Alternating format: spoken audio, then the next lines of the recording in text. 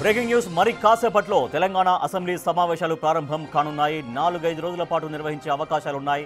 సభలో వ్యవహరించాల్సిన తీరుపై అధికార కాంగ్రెస్తో పాటు ప్రతిపక్ష బీఆర్ఎస్, బీజేపీ వ్యూహ ప్రతివ్యూహాలతో సిద్ధమయ్యాయి. కాళేశ్వరం ఎత్తిపోతల పథకంపై జస్టిస్ పీసీ ఘోష్ కమిషన్ ఇచ్చిన నివేదికను అసెంబ్లీలో ప్రవేశపెట్టడంపై ప్రభుత్వం ప్రధానంగా దృష్టి కేంద్రీకరించింది.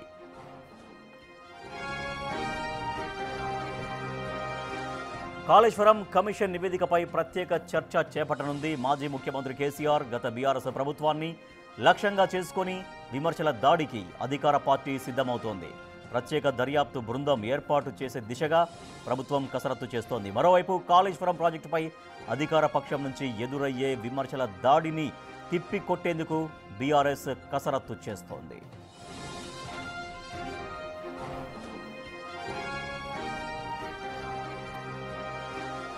మరి కాసేపట్లో తెలంగాణ రాష్ట్ర అసెంబ్లీ సమావేశాలు మొదలు కాబోతున్నాయి. ఎన్ని రోజులు జరగబోతున్నాయనేది కాసేపట్లో క్లారిటీ వచ్చే అవకాశం ఉంది. మరింత సమాచారాన్ని మా ప్రతినిధి వాసు అందిస్తారు. ఎస్ వాసు, కాళేశ్వరం కమిషన్ నివేదికపైనే ప్రధానంగా ఈ అసెంబ్లీ సమావేశాల్లో చర్చించే ఎజెండాగా కనపడుతోంది. సో ఇప్పటికే ప్రభుత్వం అంటే అధికార పక్షం, ప్రతిపక్షాలు ఎట్లా సంసిద్ధమై ఉన్నాయి? మరి కాసేపట్లో తెలంగాణ అసెంబ్లీ సమావేశాలు ప్రారంభం అవుతున్నాయి. ఇప్పటికే ముఖ్యమంత్రి రేవంత్ రెడ్డి అసెంబ్లీకి చేరుకున్నారు. ప్రతిపక్ష పార్టీకి సంబంధించి హరీష్ రావు, కేటీఆర్ కూడా అసెంబ్లీకి చేరుకొని ఇప్పటికే అమరవీరుల స్థూపం దగ్గర కూడా నివాళులర్పించారు.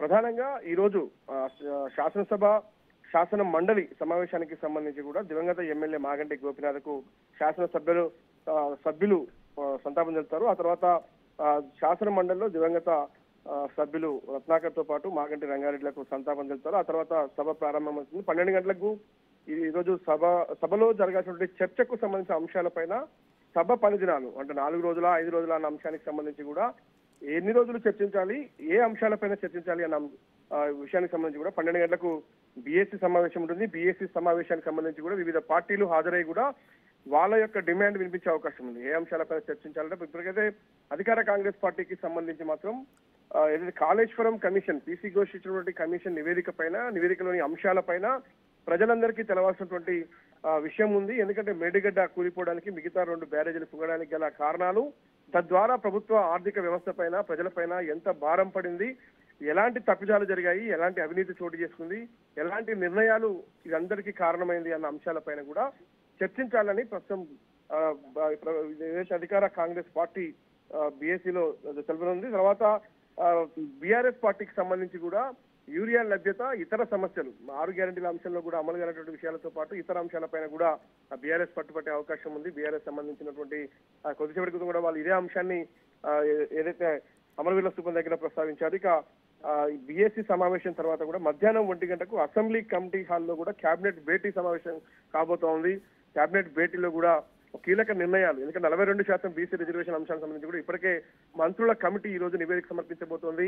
అంటే లీగల్ పరంగా ఎలాంటి ఇబ్బందులు లేకుండా ఏ విధంగా రిజర్వేషన్ స్థానిక ఎన్నికల్లో కల్పించాలి అన్న అంశానికి సంబంధించి కూడా స్థానిక ఎన్నికల విషయంలో కూడా 42% పార్టీల పరంగానా లేదంటే జీవో ద్వారానా, ఎందుకంటే ఇప్పటికే కేంద్రంలో పెండింగ్ లో ఉన్నటువంటి బిల్లులకు సంబంధించి కూడా ప్రస్తావించి ఒక నిర్ణయం అయితే తీసుకునే అవకాశం కేబినెట్ లో కనిపిస్తా ఉంది.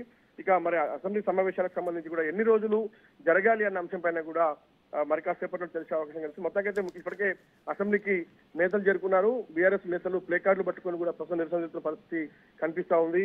చూడాలి, వాడి వేడిగా అసెంబ్లీ సమావేశాలు, మండలి సమావేశాలు కొనసాగే అవకాశం అయితే ఉంది. Right, thank you Vasu.